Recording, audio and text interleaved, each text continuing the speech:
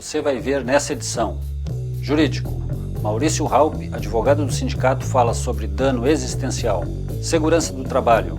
Saiba mais sobre proteção auditiva. Nossa categoria. Sindicato formaliza acordo judicial em processo de insalubridade contra a Roseira Pérola. No quadro cultural, o cantador Pedro Munhoz se apresenta em Pelotas, nessa semana. Mais uma dica de filme. Conheça parte da história do hip hop no Brasil. Essas informações você confere no programa Nossa Luta de hoje.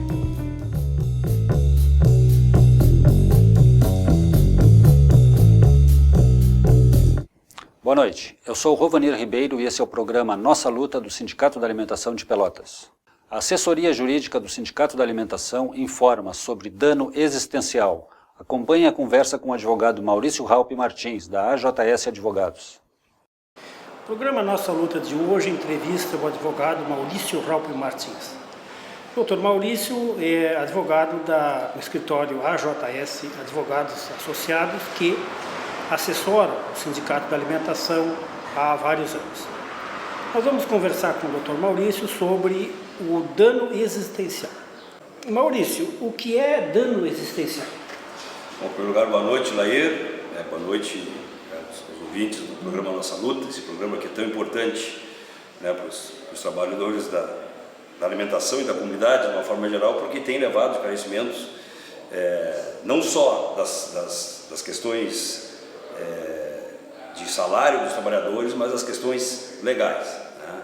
Então, tu me pergunta sobre o dano existencial. A Constituição Federal de 88, no seu artigo 5º, inciso 5º, inciso 10º, pela primeira vez falou, garantiu constitucionalmente a reparação do que seria um dano moral. Então, se houvesse alguma agressão à imagem, algum direito de personalidade, a Constituição previa que teria direito à reparação, a justa reparação do agravo sofrido. E o Código Civil, no seu artigo 186, diz que aquele que por imprudência, imperícia, causar prejuízo ao outro, ainda que exclusivamente em ordem moral, comete ato ilícito. E o artigo 927 do Código Civil diz que quem comete ato ilícito tem que indenizar. Então é isso, nós temos uma previsão que existe o dano moral e quem agredir uma outra pessoa e causar dano moral é obrigado a indenizar.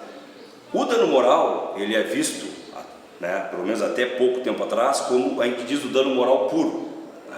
Teria que acontecer, por exemplo, um acidente, morreu o filho de uma pessoa, então essa pessoa tem uma dor psicológica muito grande, ela tem uma perda da paz, e aí teria direito ao dano moral. Essas situações começaram a ser analisadas sobre a ótica também do direito do trabalho e também vinculadas com a Constituição, porque lá na Constituição está prevista a questão da dignidade humana. Então, se elaborou um conceito de dano existencial, que tem duas variantes principais, que é o projeto de vida e o direito a relações. Então, qualquer um de nós tem um projeto de vida. Nós nascemos, estudamos. Bom, o Maurício quer ser advogado, o Lair quer ser filósofo, bancário, e trabalhamos para isso, para que a gente consiga, ao longo do tempo, nos aperfeiçoarmos naquilo que nós nos propomos e chegar ao objetivo que a gente pretendia. Bom, mas aí o Maurício, para fazer isso, ele arrumou um emprego. E no emprego ele começou a ter que trabalhar 16 horas por dia. Ele começou a não ter intervalo de 1 hora para repouso e alimentação. Ele começou a trabalhar todos os domingos. Ele começou a trabalhar há 10 anos e nunca teve férias. O que acontece com isso? Com o meu projeto pessoal de vida, eu não pude estudar, eu não pude me qualificar e eu não vou chegar onde eu poderia chegar. Então é o dano existencial que está vinculado com a existência do ser humano, com a vida digna do ser humano, de que cada um de nós consiga se desenvolver ao máximo as suas potencialidades para chegar no seu objetivo. E a outra variante, que é o direito a relações, cada um de nós tem o direito a se relacionar com a sua família, tem direito a se relacionar com seus amigos, tem direito de praticar esporte, ou seja, toda uma outra gama de direitos que são próprios da personalidade humana, porque a personalidade humana ela é múltipla, assim como tem o trabalho, tem o lazer, tem a vida em família, também pode ser afetada. Então, nessa situação que eu coloquei, então trabalha 16 horas por dia, não tem intervalo, não tem férias, não tem domingo. Bom, quando é que eu vou ir para a praia com meu filho? Quando é que eu vou ter um churrasco com a família no domingo? Eu vou perder isso. E as duas coisas, elas estão interligadas, porque tanto o projeto de vida como o direito à relação, eles acabam se interligando, porque não existe um projeto de vida se não tiver relacionado com outras pessoas. Sim. Né? Então, basicamente, né, uma definição mais curta assim, seria isso. Há pouco tempo saiu uma decisão que correu aí pela internet, de uma moça que o casamento dela acabou por causa do serviço, uma excessiva carga de uma jornada de trabalho que acabou levando ao fim da relação do casamento dela. Né? Então, isso é só um exemplo que a gente pode dar. Existem, né, inúmeros outros que a gente poderia citar. Mas qual seria a diferença essencial entre o dano moral e o dano existencial? Será que eu poderia dizer que o dano moral é aquela ofensa que causa um sofrimento ou um constrangimento por um determinado tempo? Né? Enfim, uma ofensa à honra da pessoa, que por algum tempo a pessoa vai ser objeto de comentários de outros, né? E seria isso, digamos assim, o dano moral? Ou aquele que tu te referiu, por exemplo, um acidente de trabalho, por exemplo, na questão do trabalho, né? Que a pessoa sofre o acidente e por algum tempo ela tem um sofrimento a mais, de natureza não física, digamos assim, né? Que perdura com intensidade por algum tempo.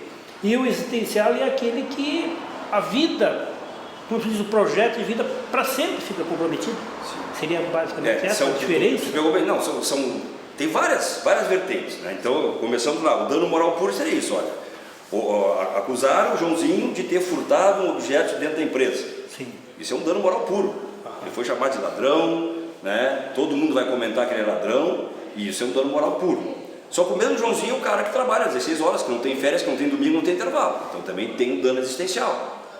O mesmo Joãozinho sofreu um acidente de trabalho, né? Que por consequência do acidente, ele teve, sei lá, 4 dedos amputados. Né? Ele vai ter o quê? Ele vai ter uma redução da capacidade de trabalho e vai ter um dano estético.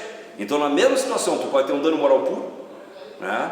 Um dano moral decorrente do acidente, da redução da capacidade de trabalho, um dano moral que seria o dano estético, e pode ter o dano existencial, tudo numa mesma situação.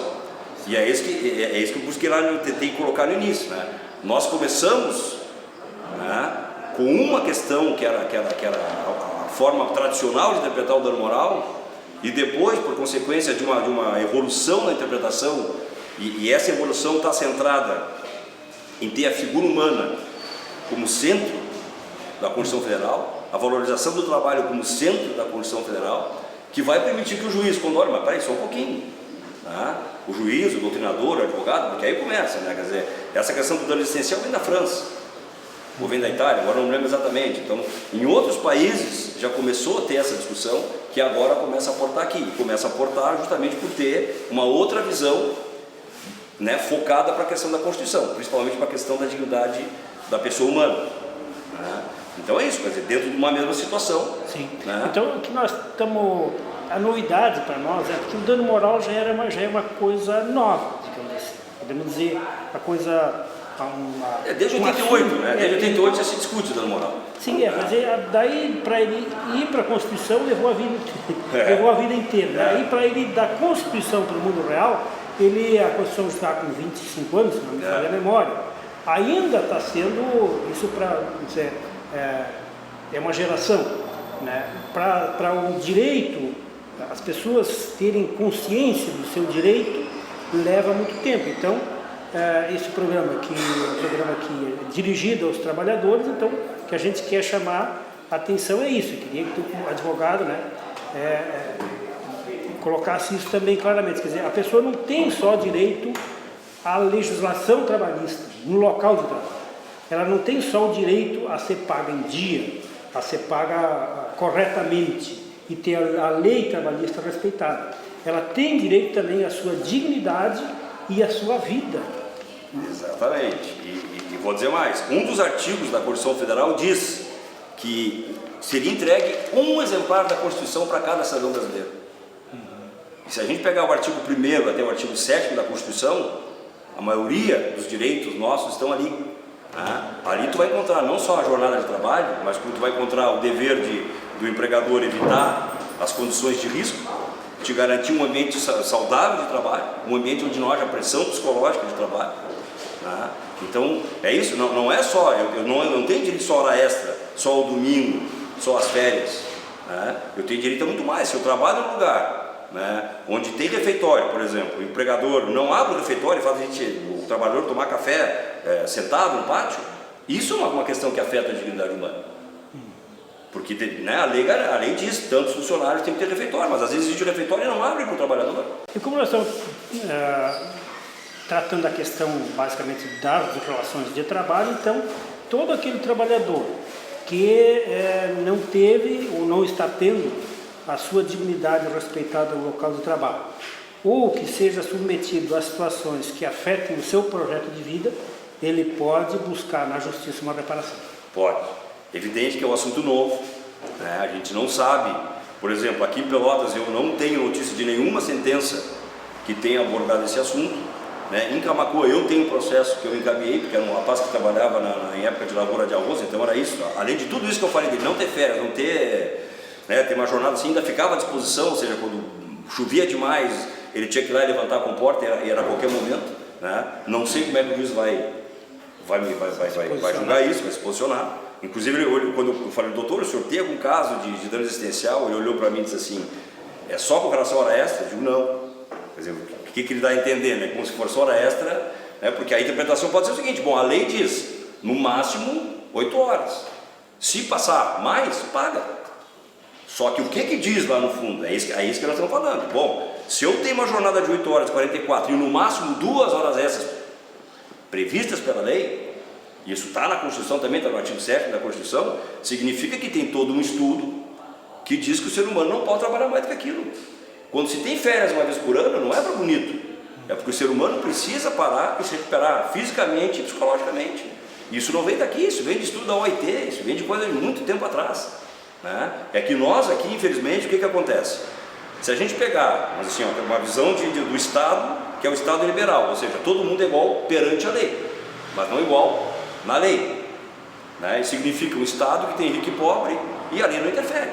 Agora, quando tem uma política de cotas raciais, isso é uma interferência do Estado, né, para equiparar a desigualdade. Quando existe uma lei que diz que todas as empresas têm que ter funcionários, portadores e isso é uma política, né, para compensar a desigualdade. Né? Então são essas atitudes, né, que vão fazer a diferença. Né? E é para lá que a gente procura caminhar. Mas, bom, aí nós saímos do Estado liberal, chegamos num Estado que se diz o Estado Social, que é do pós-guerra. Daí que eu estava comentando antes. Aí vem a Declaração dos Direitos Universais. Como era uma declaração e não era um tratado, nem todos os países colocaram em prática aquela declaração. Alguns colocaram, que são os países mais desenvolvidos hoje. O Brasil, quando começou a trabalhar isso de forma séria, houve o golpe de 64. E só em 88 foi retomar isso. Então, o que os estudiosos dizem é o seguinte, nós temos um déficit de Constituição. O país não está de posse do que realmente a Constituição diz e não exige o que a Constituição diz. Se todos nós passarmos a exigir o que a Constituição diz, jogar isso para o Judiciário vai ter que resolver. E muitas vezes o Judiciário vai contradizer a lei, porque a lei não diz. Né? Se a lei estiver contra um princípio da Constituição, né, que é muito maior que a lei, o Judiciário vai decidir de acordo com o princípio constitucional. Pelo menos teoricamente é para lá que se caminha. Não sei como é que os juízes, né, tem juízes novos, juízes antigos, juízes que acompanham essa discussão que vem de algum tempo para cá, juízes que não acompanham, não sei como é que vão se posicionar, mas que vai dar uma mudança, né, de posicionamento, eu acredito que sim.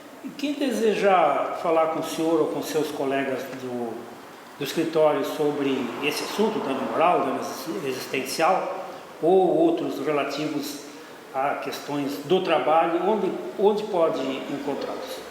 Não, Laíra, aqui na alimentação, né, com exceção de segunda-feira, de segunda a sexta, existe o atendimento das 18 até as 19h30, né, que sempre vai ter um colega aqui.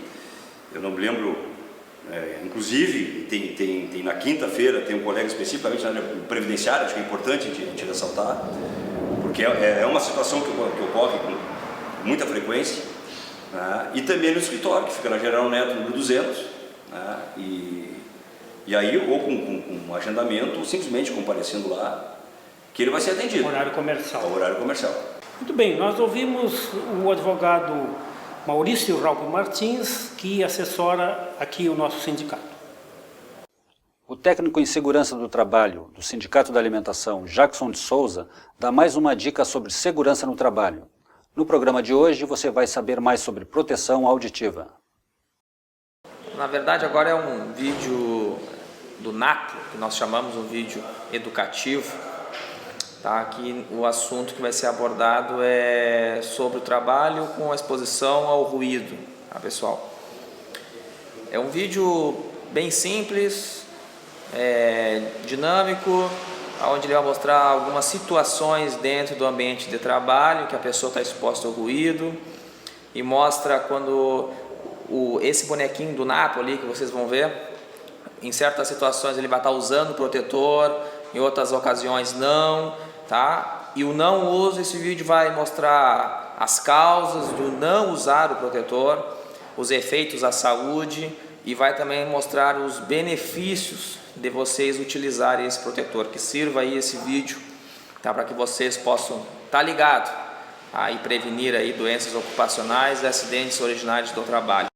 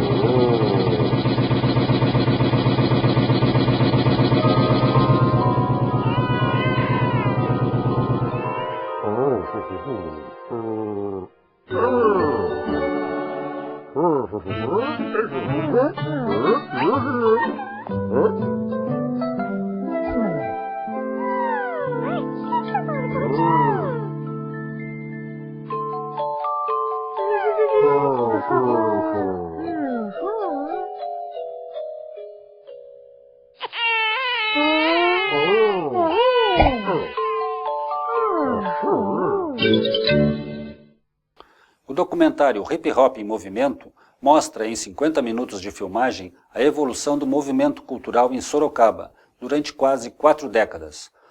O média-metragem conta a chegada dessas manifestações artísticas no país. A partir de agora eu vou contar um pouco da minha trajetória sobre o hip hop.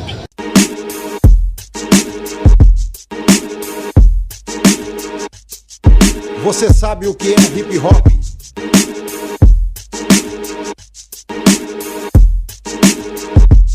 É o som, a dança, a arte, na ritmologia de um povo periférico.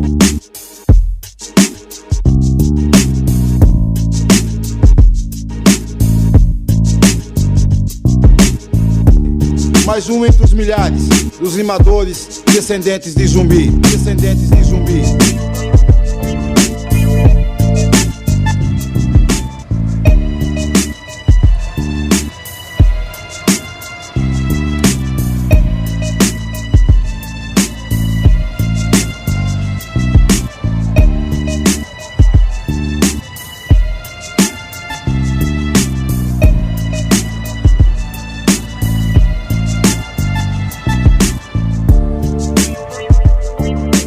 Eu pus isso na cabeça. Olha, quero ser um DJ, quero ser um discotecário. E eu gostava de tocar, vinha da escola, dos bailes de casa de família, dos casamentos. Que nos salões de festas, tipo Clube Neo Recreativo, Clube 28 de Setembro, Sorocaba Clube, Círculo, eram só para o público adulto. O público mais novo não tinha espaço. Então eu falei, pô, mas espera aí. Não tem espaço, o que a gente vai fazer? Vai ficar esperando alguém abrir espaço pra gente? Fui atrás do Clube 28 de Setembro, tá? Falei que era um evento matinê para as crianças que queriam curtir a música negra também, isso aqui, aquilo não acontecia na nossa cidade. Só que como na época não tinha música para criança, né? Não tinha os hilariês da vida, e ninguém queria curtir a Massa Black, não queria curtir música do Balão Mágico, então eu acabei tocando as músicas do pessoal adulto. E aí aconteceu uma coisa engraçada que foi bom pra caramba, que os adultos que levavam os mais novos, né, começaram também a curtir. E eu me empolguei. Aquilo me agradou muito. Aquela coisa do você tocar e ver a galera se divertindo. Aquilo pegou fundo mesmo. Eu passei a me identificar com aquilo. Sempre no 28 de setembro, a cultura da Black Music foi bem modificada, foi bem diferente, porque Panema Clube, Sorocaba Clube não entravam negros. Então o Clube 28 foi fundado com naquela, como é que fala? Uma pretensão de entrar a comunidade pobre, negro da época, o pessoal, né, mais da periferia. O pensamento era um só. Se nós não tínhamos local para uma recreação, nós não podíamos nos aglutinar porque diziam que nós estávamos fazendo política. Então, qual foi o objetivo? E dentro da lei, seria abrir os clubes de recreação para eles continuarem tendo lazer. Acompanhe agora informações sobre o acordo judicial do sindicato contra a Roseira Pérola. O Sindicato da Alimentação formalizou mais um acordo judicial numa ação coletiva, dessa vez movida contra a Roseira Pérola, cujo objeto da ação é adicional de insalubridade. O valor acordado foi de R$ 56 mil e beneficia 33 trabalhadores. Tem 2 aspectos nesse processo. Esse valor refere-se à diferença devida pela empresa de adicional de insalubridade no período de dezembro de 2012 a junho de 2014. O outro aspecto do acordo é que a empresa vai implantar na folha de pagamento o adicional de insalubridade aos trabalhadores a partir do mês de julho de 2014. O parcelamento começa a ser efetuado no dia 20 de agosto. Então o pessoal que trabalhou na Roseira Pérola no ano de 2012 entre em contato com o Sindicato da Alimentação para saber se seu nome consta entre os beneficiados. Música e luta. O cantador de lutas sociais Pedro Munhoz se apresenta em Pelotas nesta sexta-feira, dia 15, na Biblioteca Pública Pelotense, apresentando o espetáculo Guitarra Toda a Vida. A produção é feita pela Maria Bonita Comunicação. Confira.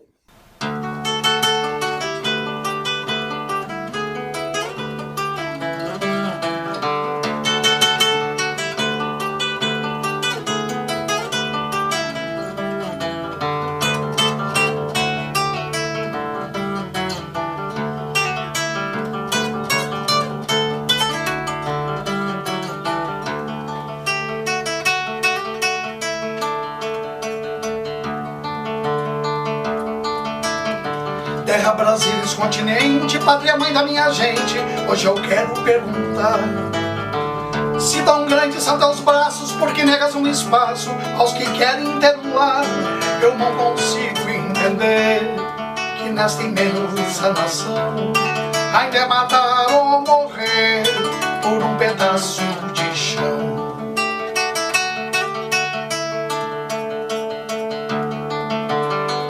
Lavradores nas estradas, vendo a terra abandonada, sem ninguém para plantar. Entre cercas e alambrados vão milhões de condenados a morrer ou mendigar. Eu não consigo entender, achar a clara razão de quem só vive pra ter e ainda se diz bom cristão. No Eldorado do Pará, no nome índio Carajás, um massacre aconteceu.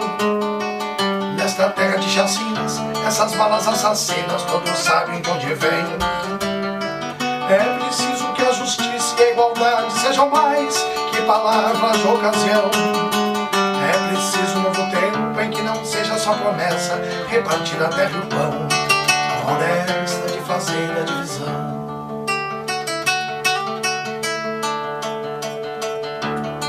Eu não consigo entender que vem gerar um guião, teu povo mereça ter só 7 palmos de chão. Nova leva de imigrantes, procissão dos retirantes, só a terra encadolhada. Brasileiros feito nós, vão gritando mas sem voz, norte a sul não tem lugar. Eu não consigo entender que nessa imensa nação ainda é matar ou morrer por um pedaço de chão.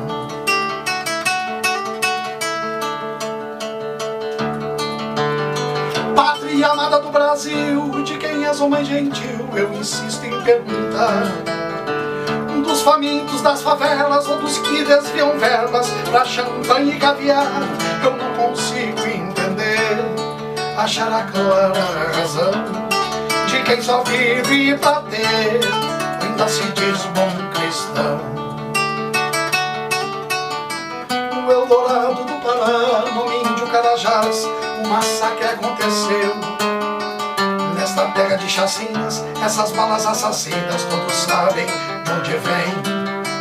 É preciso que a justiça e a igualdade sejam mais que palavras de ocasião. É preciso um novo tempo em que não seja só promessa repartir a terra e o pão, a hora é essa de fazer a divisão.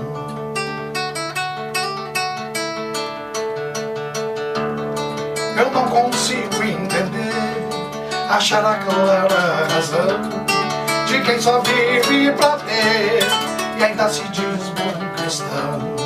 Por um pedaço de chão, só 7 palmos de chão. Por um pedaço de chão, só 7 palmos de chão. Por um pedaço de chão, só 7 palmos de chão. Por um pedaço de chão, só 7 palmos de chão.